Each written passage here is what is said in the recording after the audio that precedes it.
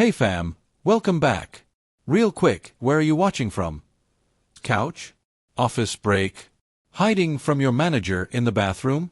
Drop your city or situation in the comments. We're all friends here. Now listen, today's story. It's cold. A black woman walks into a bank, CEO of a billion-dollar company, and a teller has the nerve to toss her ID on the floor like trash. Let's just say, that moment cost the bank a $2 billion partnership. Hit like, smash subscribe, and let's dive in. It was just after noon on a rainy Wednesday when Dr. Noelle Carter walked into the grand downtown branch of Haverly Bank. Tall marble pillars, gold-lettered signs, and a security guard who barely looked up as she passed. She wore a sleek gray dress under a black raincoat, minimal makeup, and a calm presence. She wasn't there for a loan. She wasn't cashing a check. She was there to finalize the onboarding process for a $2 billion corporate banking partnership between her global health tech firm, VitaCore, and Haverly Bank. This was the last step. A formality. A 5-minute process. She waited patiently in line behind a man cashing a check and a woman opening a new account.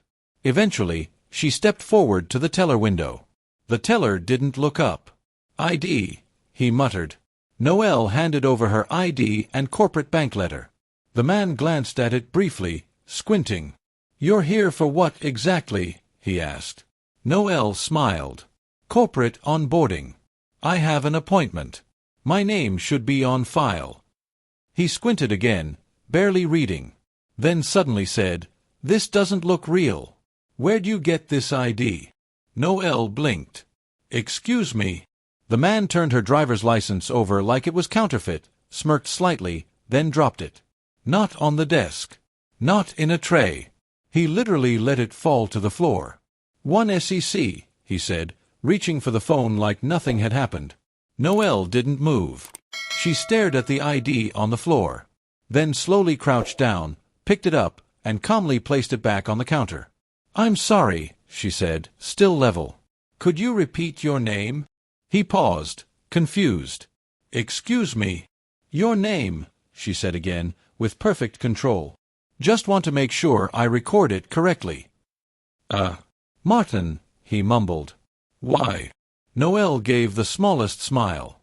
"No reason."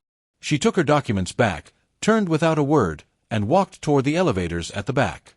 Upstairs, the private executive suite of the bank was waiting for her. There, 3 suits in a glass-walled conference room had coffee ready and a sleek folder on the table labeled VitaCore Global Corporate Account, Final Phase. But Noelle never walked in. She passed right by the meeting room, walked into the executive assistant's office, and said, "Cancel the partnership. We'll go with Eastbridge instead. Effective immediately." The woman froze. "Eastbridge? But, Dr. Carter, is something wrong?" "Just send the email. Right now. CC your VP." Noelle turned and walked out. Downstairs, Martin the teller had no idea that the woman he just disrespected was the $2 billion partnership everyone upstairs was waiting on. He didn't even notice when his manager came storming out of the elevator 10 minutes later, face pale, eyes wide. "Who helped Dr. Noelle Carter earlier?" he demanded. Martin looked up, shrugged. "Some woman was here about onboarding or something. Didn't get her name." The manager closed his eyes slowly, then muttered, "You just lost this bank $2 billion. Martin blinked. "Wait, what?" But it was already too late. That night, Noelle's inbox filled with apologies, escalations, attempts to clarify the misunderstanding. She didn't reply to a single one.